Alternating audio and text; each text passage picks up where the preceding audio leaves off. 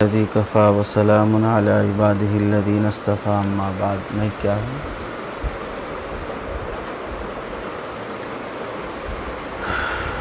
روزانہ ہر ہفتہ عصر کے بعد جمعہ سے لے کر جمعہ کی نماز، جمعرات کے دن چھٹی ہوتی ہے، اس کے بعد سے لے کے جمعہ کے دن عصر کی نماز تک آپ حضرات کو فرصت اور موقع رہتا ہے۔ جمعہ کی عصر کی فضیلت بھی ہے، اور بزرگوں کی نسبت اور ان کی توجہات کی برکت سے جمعہ کی عصر کے بعد درود شریف 80 مرتبہ جو پڑھنا ہے اس کا اہتمام کرتے ہوئے، پھر اس کے بعد اپنے معمولات کے حساب سے 80 مرتبہ کا درود شریف وہ جمعہ کا خاص درود ہے۔ اس کے علاوہ روزانہ کا جو معمول ہے، صبح درود شریف 100 مرتبہ، شام 100 مرتبہ، وہ علیحدہ پڑھنا ہے۔ پھر صبح شام استغفار علیحدہ ہے۔ اس کے ساتھ ایک آدھا گھنٹہ ہفتے میں ایک بار جمعہ کے دن مجلس کا اہتمام کیا جاتا ہے۔ آج جو بات عرض کی جائے گی، تصوف اور سلوک میں، تزکیے میں بہت زیادہ اہمیت رکھنے والی جو بات ہے وہ ہے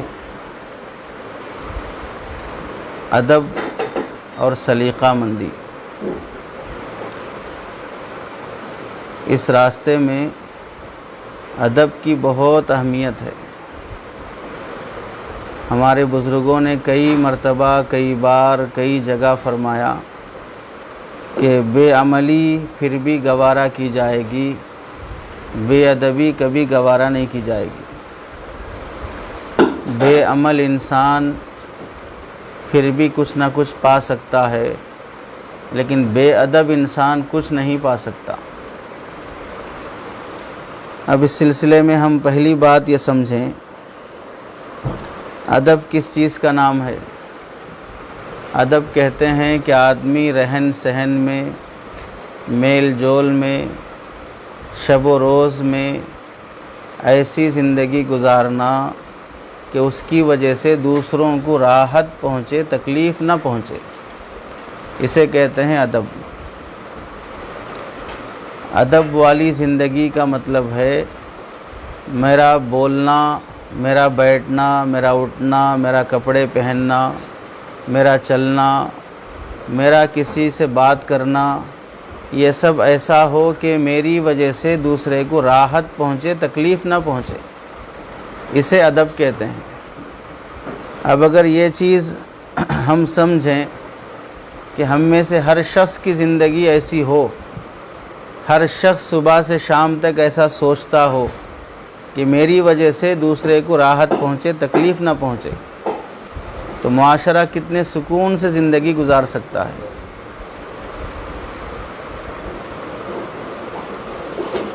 تھوڑی دیر پہلے نہیں کر لے سکتے تھے۔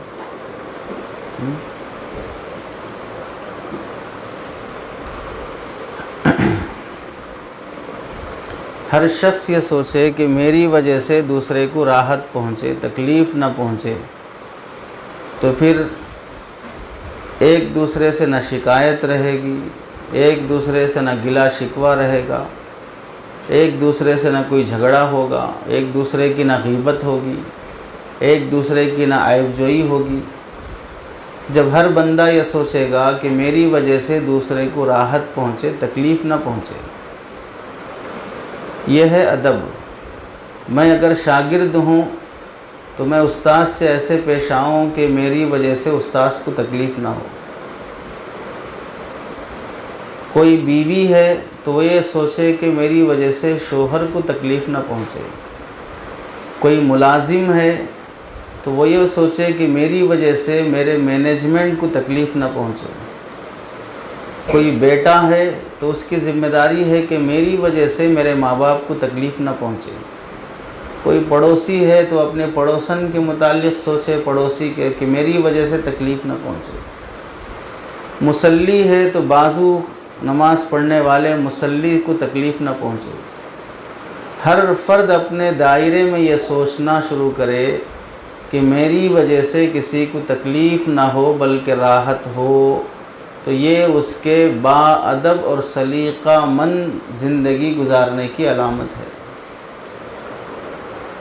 ہمارا تو حال یہ ہے کہ ہم ہماری وجہ سے دوسرے کو کتنی تکلیف پہنچتی ہے یہ کم سوچتے ہیں، بلکہ سوچتے یہ زیادہ ہیں کہ دوسروں سے مجھے کتنی تکلیف پہنچ رہی ہے، اس کے گاڑی پارکنگ کرنے سے مجھے کتنی تکلیف ہو رہی ہے، اس کے آنے جانے سے مجھے کتنی تکلیف ہو رہی ہے، اس کے رہن سہن سے مجھے کتنی تکلیف ہو رہی ہے۔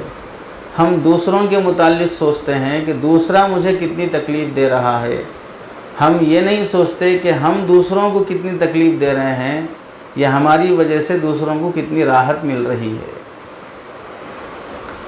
دوسری بات جو ہمیں سمجھنا ہے، مسلمان قوم اور دوسری قوموں میں جو بنیادی فرق ہیں ان میں سے ایک بڑا فرق یہ بھی ہے کہ مسلمانوں نے مذہب بھی اسلام سے لیا ہے، عبادت بھی اسلام سے لی ہے، رہن سہن زندگی گزارنے کا طور طریقہ بھی اسلام سے ہی لیا ہے۔ دوسری قوموں نے عبادت کا طریقہ تو اپنے مذہب سے لیا، لیکن رہن سہن کا طریقہ دوسری قوموں سے لیا۔ مثلا ہندو دھرم ہے، انہوں نے عبادت کیسی کرنا ہے وہ اپنے مذہبی کتابوں سے لی، لیکن زندگی کیسے گزارنی ہے وہ دوسرے مذہب کے لوگ جو آپس میں رہتے سہتے ہیں ان سے لینا شروع کیا۔ عیسائی لوگ ہیں، عبادت کیسے کرنی چاہیے اپنی انجیل سے لی ہے، لیکن رہن سہن کیسا ہونا چاہیے وہ رومن امپائر کی حکومت سے، اس زمانے کے ملک روم کی تہذیب انہوں نے لی ہے۔ اور اللہ کا کرم یہ ہے کہ اسلام جس قوم کے اندر آیا اس قوم نے مذہب، عبادت اور تہذیب اور سلیقہ بھی اسلام سے ہی لیا ہے۔ اسلام کو رہن سہن کی زندگی باہر سے لینے کی ضرورت نہیں پڑی ہے۔ مطلب یہ ہوا کہ اسلام بہت کامل مذہب ہے، اس میں ہر چیز کا ادب سکھایا گیا ہے، پھر اس مذہب کے ماننے والوں کو باہر سے کسی چیز کی لینے کی ضرورت نہیں پڑتی ہے۔ ہم سب جانتے ہیں کپڑے پہننے کے بھی آداب ہیں، چلنے کے بھی آداب ہیں، بات کرنے کے آداب ہیں، کھانے کے آداب ہیں، سونے کے آداب ہیں، باتھ روم جانے کے آداب ہیں۔ حتیٰ کہ کفار مکہ نے حضرت سلمان فارسی رضی اللہ تعالیٰ عنہ سے ذکر کیا بطور تحقیر کے کہ تمہارے نبی تو باتھ روم میں قضائے حاجت کرنے کے بعد دھونا کیسا ہے وہ بھی سکھاتے ہیں۔ بڑی تعجب کی بات ہے۔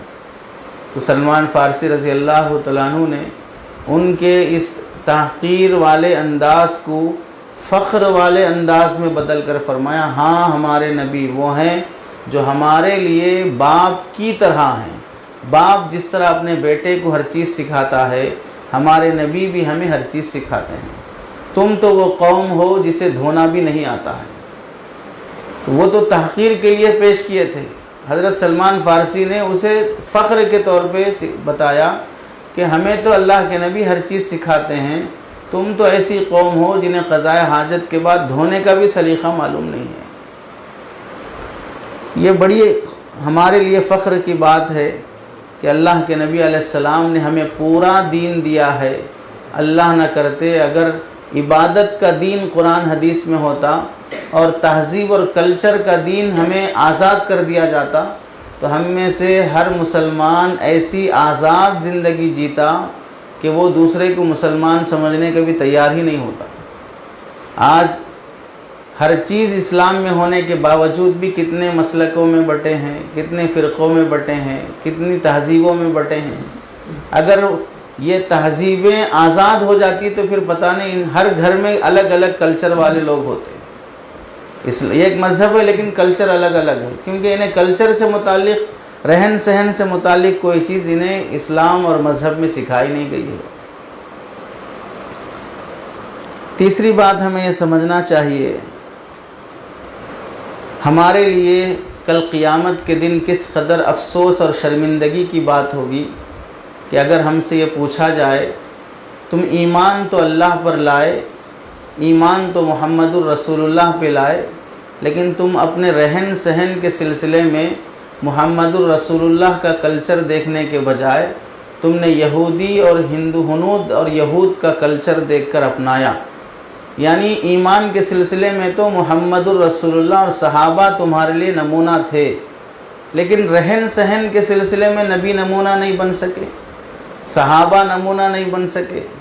چہرہ مہرہ کیسا ہونا چاہیے، لباس کیسا ہونا چاہیے، شادی بیاہ کیسی ہونی چاہیے، اس سلسلے میں اگر اللہ سوال کر لیں کہ میں ایمان لاتا ہوں اللہ پر، محمد الرسول اللہ پر، جنت جہنم پر، مرنے کے بعد کی زندگی پر، یہ سب چیزیں تو تمہیں ایمان ہونا سمجھ میں آئی، لیکن مجھے کپڑے کیسے پہننا چاہیے، چہرہ کیسا رکھنا چاہیے، شادی کیسے کرنی چاہیے، کھانا کیسا ہونا چاہیے، ان چیزوں میں محمد الرسول اللہ آئیڈیل نہیں دکھے، ان چیزوں میں تمہیں محمد الرسول اللہ کے طور طریقے پہ ایمان نہیں آ سکا، اس میں تمہیں کامیابی محسوس نہیں ہو سکی، تو کس قدر افسوس کی بات ہوگی۔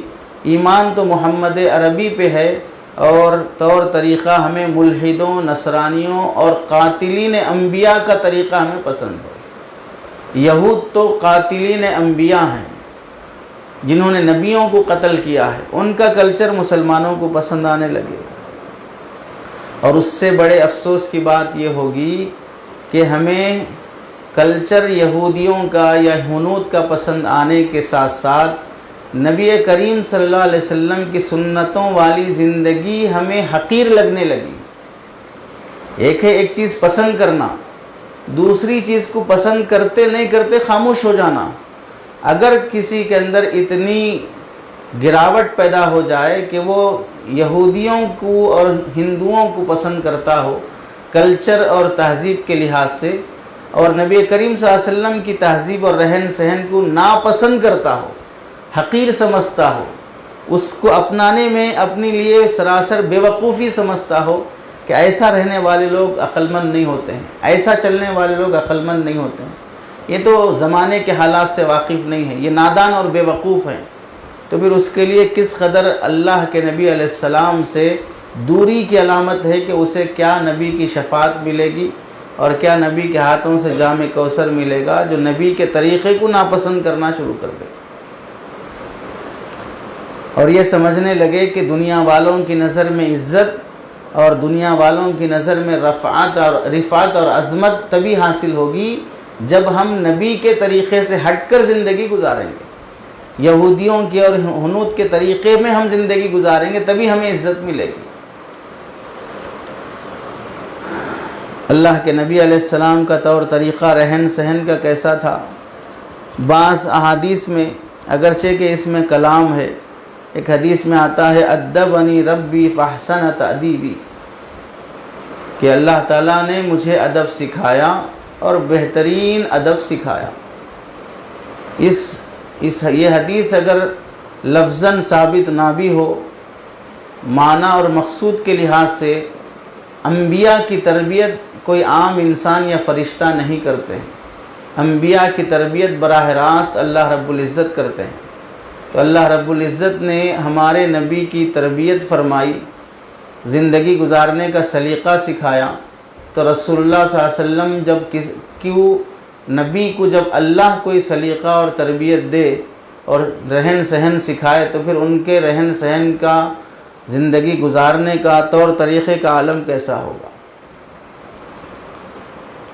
اور ایک حدیث میں آتا ہے جو عمل بھی ادب سے خالی ہوتا ہے در حقیقت وہ عمل حسن و جمال سے خالی ہو جاتا ہے۔ جس انسان کے اندر سے ادب اور سلیقہ ختم ہو جائے، میں چھوٹا ہوں بڑے سے کیسے پیش آؤں، میں بیٹا ہوں باپ سے کیسے پیش آؤں، میں عام آدمی ہوں کسی عالم سے کیسے پیش آؤں، میں مصلی ہوں امام سے کیسے پیش آؤں، میں شاگرد ہوں استاد سے کیسے پیش آؤں۔ ہر شخص اپنے سامنے والے سے اس کے مقام مرتبے کے لحاظ سے پیش آنے میں کوتاہی کرے گا تو سامنے والے کو وہ شخص اچھا نہیں لگے گا۔ میں کسی سے سلیقے سے بات کرنا چاہیے لیکن بات نہیں کر رہا ہوں.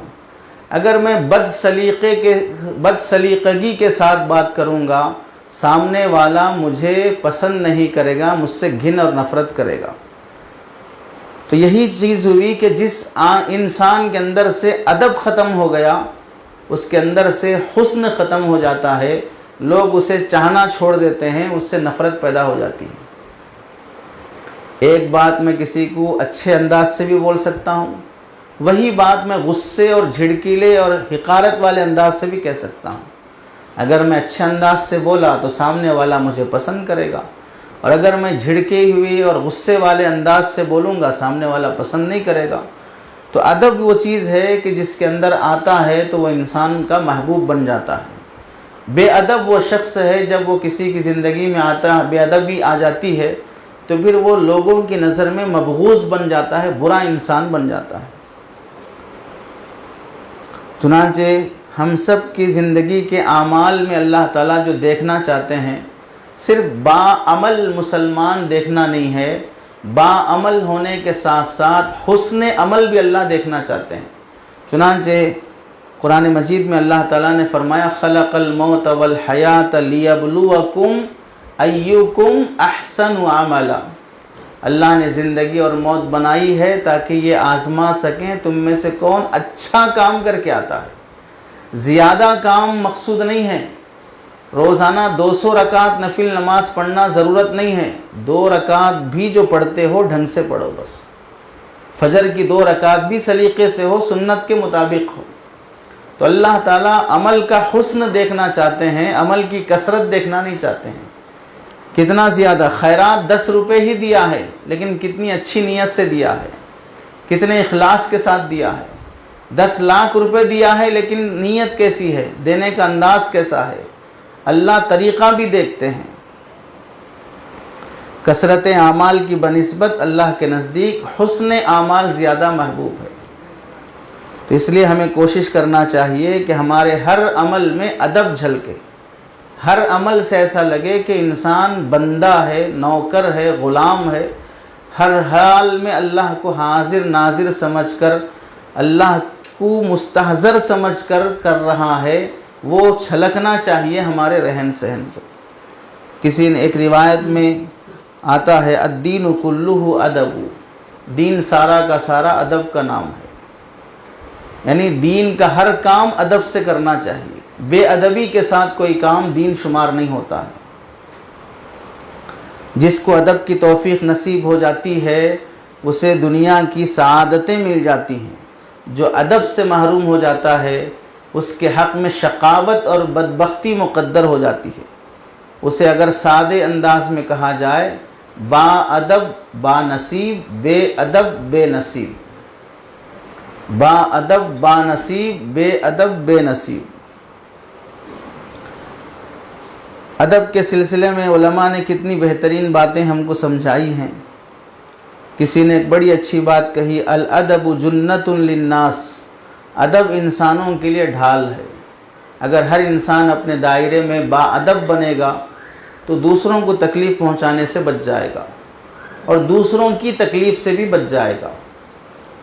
اور ایک کسی نے کہا لا میراث کالادبی، ادب جیسی کوئی پراپرٹی نہیں ہے. ادب ایک پراپرٹی ہے جسے لوگ زمین اور گھر جائیداد کو پراپرٹی سمجھتے ہیں. ادب بھی ایک بہت بڑی پراپرٹی ہے، جس سے ملتی ہے وہ شخص مالدار ہو جاتا ہے، لوگوں کا محبوب بن جاتا ہے. چنانچہ حضرت عمر رضی اللہ تعالیٰ عنہ فرماتے تھے پہلے ادب سیکھو اس کے بعد علم سیکھو. پہلے ادب سیکھو اس کے بعد علم سیکھو. علم تو آ گیا لیکن ادب اور سلیقہ نہیں آیا. وہ علم نفع بخش نہیں رہے گا بلکہ نقصان پہنچا دے گا. لوگ اس علم سے فائدہ نہیں اٹھائیں گے جس عالم کے اندر بے ادبی اور گستاخی دیکھتے ہیں، سامنے والے کی حقارت دیکھتے ہیں. حضرت علی رضی اللہ تعالیٰ عنہ فرمایا کرتے تھے ہر چیز کی کوئی نہ کوئی قیمت ہوتی ہے. انسان کی قیمت 2 چیزوں سے بڑھتی ہے. ایک انسان کے اندر علم الہی ہو، دوسرا انسان کے اندر ادب ہو. ان 2 چیزوں سے انسان کی قیمت بڑھ جاتی ہے. حضرت عبداللہ بن مبارک رحمۃ اللہ علیہ فرماتے تھے میرے زندگی میں اگر کسی ایسے شخص کا تذکرہ آیا کہ جسے حضرت آدم علیہ السلام سے لے کر قیامت تک آنے والے تمام انسانوں کا علم دے دیا گیا، اتنا بڑا عالم ہے، مگر مجھے یہ معلوم ہوا کہ وہ شخص ادب والا نہیں ہے، تو میں ایسے بڑے علامہ سے ملنے کی خواہش بھی نہیں کروں گا جسے حضرت آدم علیہ السلام سے لے کر قیامت تک کا علم نصیب ہے، اتنے بڑے عالم دین ہیں، لیکن ادب ان کے اندر نہیں ہے، تو مجھے ایسے عالم سے ملنے کا شوق بھی نہیں ہوگا اور ملاقات نہ ہونے پر کوئی افسوس بھی نہیں ہوگا۔ اور مجھے معلوم ہوا ایسے آدمی کے بارے میں کہ اسے علم تھوڑا ہی نصیب ہے لیکن زندگی میں وہ بہت باادب گزرا ہے، تو اس کی ملاقات نہ ہونے کا مجھے زندگی بھر افسوس رہے گا کہ میں ایسے باادب انسان سے ملاقات نہیں کر سکا۔ پتہ کیا چلا، علامہ بننے سے بھی زیادہ فکر آدمی کو باادب بننے کی کوشش کرنا چاہیے۔ حضرت مخلد بن حسین رحمۃ اللہ علیہ فرماتے ہیں، ہم زیادہ قرآن زیادہ حدیث پڑھنے کے مقابلے میں زیادہ ادب سیکھنے کے محتاج ہیں۔ زیادہ قرآن زیادہ حدیث سے ثواب ملتا ہے، لیکن بے ادب بن جانے سے پڑھا ہوا ثواب بھی غارت ہو جاتا ہے۔ تو کسب اعمال سے زیادہ حفاظت اعمال کی کوشش، پیسہ کمانے سے زیادہ پیسہ بچانے کی کوشش، اعمال کرنے سے زیادہ اعمال کی حفاظت کی کوشش یہ عقل مندی ہے۔ یہ کون سی نادانی، کس قدر نادانی کی بات ہے، تہجد پڑھے نیند قربان کر کے پھر صبح میں کسی سے بدتمیزی سے گفتگو کر کے تہجد کا ثواب غارت کر لیا۔ اوابین پڑھا 20 رکعت اہتمام سے مشقت سے، اس میں آدھا پارہ ایک پارہ تلاوت بھی کیا، لیکن کسی کی غیبت کر کے کسی کو تکلیف پہنچا کے ان نفلوں کا بھی ثواب غارت کر لیا۔ تو حضرت مخلد بن حسین فرماتے ہیں، کثرت اعمال سے زیادہ حفاظت اعمال کی کوشش کرو، اور حفاظت اعمال ادب سے ہوتا ہے۔ بے ادبی سے چونکہ دوسروں کو تکلیف ہوتی ہے، آپ کے اس بیٹھنے سے، آپ کے اس چلنے سے، آپ کے اس تبصرے سے، آپ کے اس کمنٹ سے، لوگوں کا آج کل رواج بھی ہے کمنٹ کرنا، کسی مولانا کے بیان پر، کسی کی بات پر کیسا کمنٹ کرنا چاہیے، صحیح ہے کہ غلط ہے، میں کرنے کے قابل ہوں کہ نہیں ہوں، میرا نالج اتنا ہے کہ نہیں ہے، اس سے کوئی تعلق نہیں ہے۔ جو دھڑلے سے آیا کر دیا، اس سے سامنے والے مولانا کو تکلیف ہو گئی، صحیح بات کی غلط پیرائے میں بیان لے لیا، تو یہ کمنٹ کرنا بھی ایک تبصرہ ہے۔ مجھے ضرورت ہے کہ نہیں ہے وہ سوچنا چاہیے۔ تو تکلیف سے بچنا اور بچانا یہ بہت بڑی ذمہ داری ہے۔ اور فقی ابو اللیث رحمۃ اللہ علیہ کتنی بڑی بات فرماتے ہیں، اسلام کے 5 قلعے ہیں جن میں اگر مسلمان بند رہتا ہے تو شیطان سے محفوظ رہتا ہے۔ پہلا قلعہ ہے یقین کا، دوسرا قلعہ ہے اخلاص کا کہ اللہ کی ذات پہ یقین رکھو سب اچھا ہو جائے گا، دوسرا جو کرتے ہو اخلاص سے کرو، تیسرا قلعہ ہے فرائض نہ چھوڑو، جو چیزیں فرض ہیں ان کو پابندی سے بجا لاؤ، چوتھا ہے سنتوں کو مکمل طریقے سے ادا کرنے کی کوشش کرو، پانچواں قلعہ ہے آداب کی حفاظت کرو۔ یہ 5واں قلعہ بنیاد ہے، جہاں آداب کی حفاظت ختم ہو گئی وہاں سے شیطانی حملے شروع ہو گئے، جہاں آداب کی پابندی شروع ہوئی اس وقت تک شیطان مسلمان کو گمراہ کرنے سے مایوس رہتا ہے جب تک انسان ادب کا پابند رہتا ہے۔ با ادب انسان کو شیطان گمراہ کرنے کی ہمت نہیں کرتا۔ جب انسان بے ادب ہو جاتا ہے، بڑے سے بڑے عالم کے بارے میں بھی تبصرہ شروع کر دیا، نامناسب جملے کہنا شروع کر دیا، پتہ چلا بے ادب بن گیا ہے۔ بزرگوں کے بارے میں، اللہ والوں کے بارے میں بھی نامناسب کمنٹ کرنا شروع کر دیا، پتہ چلا بے ادب ہو گیا ہے۔ ایسے ہی بیوی اپنے شوہر کے بارے میں زبان درازی شروع کر دی، بے ادب بن گئی ہے۔ نوبت اب طلاق تک آ سکتی ہے، نوبت جھگڑے تک آ سکتی ہے، نوبت پولیس اسٹیشن کورٹ کچہری تک آ سکتی ہے۔ بے ادبی سے کسی کی شان میں بھی جملے کسنا شروع کر دیا، وہاں سے شیطانی حملے شروع ہو جاتے ہیں۔ ادب کے لیے ضروری نہیں ہے کہ سامنے ہوں، غائبانہ بھی ادب ہوتا ہے۔ چنانچہ حضرت ابو حنیفہ رحمۃ اللہ علیہ اپنے گھر میں لیٹتے ہوئے بھی اس بات کا لحاظ رکھتے تھے کہ جس سمت میں میرے استاذ کا گھر آتا ہے اس سمت میں پیر پھیلا کر نہ بیٹھوں، کیونکہ ادھر میرے استاذ کا گھر پڑتا ہے۔ تو ادب کے لیے جس کا ادب کیا جانا ہے وہ سامنے ہونا ضروری نہیں ہے۔ ہمارے پاس عجمیوں میں یہ بات ملحوظ رکھی جاتی ہے کہ کعبۃ اللہ کی طرف پیر پھیلا کر نہ بیٹھنا ہے نہ لیٹنا ہے۔ کعبہ ہمارے سامنے نہیں ہے، ہزاروں کلومیٹر دور ہے، لیکن پیر یہاں نہیں پھیلانا ہے۔ پتہ کیا چلا؟ جس کا ادب کیا جاتا ہے وہ سامنے دکھنا ضروری نہیں ہے، نہ بھی دکھے پھر بھی ادب اس کا ضروری ہے، نہ بھی دکھے پھر بھی ادب ضروری ہے۔ ایسے ہی جو مولانا ہمارے سامنے نہیں ہے، جو شخصیت ہمارے سامنے نہیں ہے، اب تو موجود نہیں، اس واسطے ہم ان کے بارے میں جیسا چاہے ویسا بول سکتے ہیں، یہ بے ادبی میں ہی شامل ہے۔ ادب کے لیے آدمی کا مخاطب ہونا ضروری نہیں ہے، غائب کا بھی ادب ضروری ہوتا ہے۔ چنانچہ جیسے ہی آداب کی رعایت ختم ہو جاتی ہے، شیطان سنتوں پر حملہ کرتا ہے کہ سنتیں ختم۔ جب سنتوں میں ہلکا پن آ جائے گا تو پھر فرائض ختم، فرائض میں جب ہلکا پن آ جائے گا تو پھر آخر میں ایمان پر حملہ شروع ہو جاتا ہے۔ اس واسطے ایمان کی حفاظت ہونی ہے تو آداب کی حفاظت ضروری ہے۔ حضرت شیخ عبد القادر جیلانی رحمۃ اللہ علیہ فرماتے ہیں، ہمیں لکھ کے رکھ لینا چاہیے ایسے بزرگوں کی یہ باتیں جنہوں نے سالوں تجربوں کے بعد کلام الملوک کی ملوک الکلامی، بڑوں کی بات بھی باتوں کی بڑی ہوتی ہے، بڑی بات ہوتی ہے۔ چنانچہ کیا فرماتے ہیں؟ بے ادب انسان خالق کی نظر میں بھی اور مخلوق کی نظر میں بھی معتوب بھی ہوتا ہے اور مغضوب بھی ہوتا ہے۔ بے ادب انسان خالق کی نظر میں بھی اور مخلوق کی نظر میں بھی معتوب بھی ہوتا ہے اور مغضوب بھی ہوتا ہے۔ لوگ اس سے نفرت بھی کرتے ہیں، اس پر غصہ بھی کرتے ہیں، لوگ اس کی اچھائی کو بھی پسند نہیں کرتے جو انسان بے ادب بن جاتا ہے۔ حضرت محمد علی ہجوری رحمۃ اللہ علیہ فرماتے ہیں اپنی کتاب کشف المحجوب میں، کیا لکھا ہے کہ ادب چھوڑ دینے والا دراصل وہ محمد الرسول اللہ صلی اللہ علیہ وسلم کے اخلاق کو اپنانا نہیں چاہتا ہے۔ اس واسطے کہ محمد الرسول اللہ صلی اللہ علیہ وسلم کے اخلاق پورے کے پورے ادب پر مشتمل ہیں۔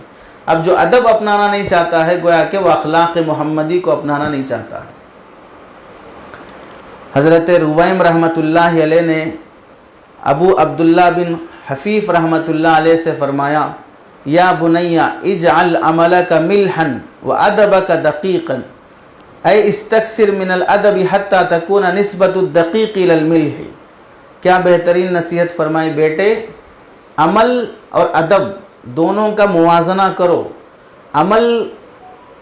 عمل کو نمک کے برابر رکھو، ادب کو آٹے کے برابر رکھو۔ آدمی روٹی ڈالنے کے لیے آٹا جب کلاتا ہے تو آٹا زیادہ ہوتا ہے، نمک کم ہوتا ہے، تو فرماتے ہیں آٹا زیادہ ہے تو آٹا جس طرح زیادہ ہوتا ہے ادب اسی طرح زیادہ رہے، نمک جس طرح کم ہوتا ہے عمل بھی اس طرح کم رہے، کوئی مسئلہ نہیں ہوگا۔ ادب زیادہ کرنے کی کوشش کرو، عمل چاہے کم ہی کیوں نہ ہو۔ عمل زیادہ کر لیا لیکن ادب زندگی میں نہیں رہا تو پھر یہ عمل تمہیں کوئی کام آنے والا نہیں ہوگا، بے ادبی کے نتیجے وہ عمل بھی ضائع ہو جائے گا۔ کثرت عمل سے زیادہ کثرت ادب کی کوشش کرو۔ چنانچہ ایک شاعر کہتا ہے، ادب النفس ایھا الاصحاب طرق العشق کلھا آداب، اے دوستوں اپنے آپ کو آداب سکھاؤ، اس لیے کہ عشق کے سب طریقے ادب ہی ادب ہیں۔ اللہ کا عشق ہونا ہے تو اللہ کا ادب سیکھو پہلے، رسول اللہ کا عشق ہونا ہے تو رسول اللہ کا ادب سیکھو پہلے، قرآن سے عشق ہونا ہے تو قرآن کا ادب سیکھو پہلے، ایسے ہی علماء کی محبت ہونی ہے تو علماء کا ادب سیکھو پہلے، اولیاء اللہ کی محبت ہونی ہے تو ان کا ادب سیکھو پہلے۔ جس کی محبت چاہتے ہو اس کا ادب کرنا پہلے سیکھو، بے ادب کو نیک لوگوں کی محبت حاصل نہیں ہوتی ہے۔ چنانچہ اسی کو اردو میں کسی نے کہا، خاموش اے دل بھری محفل میں چلانا نہیں اچھا، خاموش اے دل بھری محفل میں چلانا نہیں اچھا، ادب پہلا قرینہ ہے محبت کے قرینوں میں، ادب پہلا قرینہ ہے محبت کے قرینوں میں۔ جس انسان کو جس شخصیت سے محبت کرنا ہو پہلے اس کا ادب سیکھنا چاہیے۔ استاذ کی محبت چاہیے تو استاذ کا ادب کرنا ہے، کتاب سے عشق ہے تو کتاب کا ادب ضروری ہے، مسجد سے محبت ہے تو مسجد کا ادب ضروری ہے۔ اسی طرح علماء نے پوری تفصیل لکھی ہے، اللہ کے آداب کیسے کرنا ہے، رسول اللہ کے آداب کیسے کرنا ہے، صحابہ کے آداب کیسے کرنا ہے، قرآن کے آداب کیسے کرنا ہے، اپنے شیخ کا ادب کیسے کرنا ہے، اپنے استاذ کا ادب کیسے کرنا ہے، اپنے شوہر کا ادب کیسے ہوگا، اپنے ماں باپ کا ادب کیسے ہوگا۔ ہر شخص سے متعلق جو جو حقوق ہیں ان حقوق کے آداب علماء نے سکھائے ہیں۔ اللہ سے دعا ہے کہ اللہ تعالی ہم کو با ادب بنائے اور جن جن سے متعلقہ حقوق ہیں ان سب کے حقوق کو ادب کے ساتھ ادا کرنا، با ادب انسان بننا آسان فرمائے۔ آمین۔ وآخر دعوانا الحمد للہ رب العالمین۔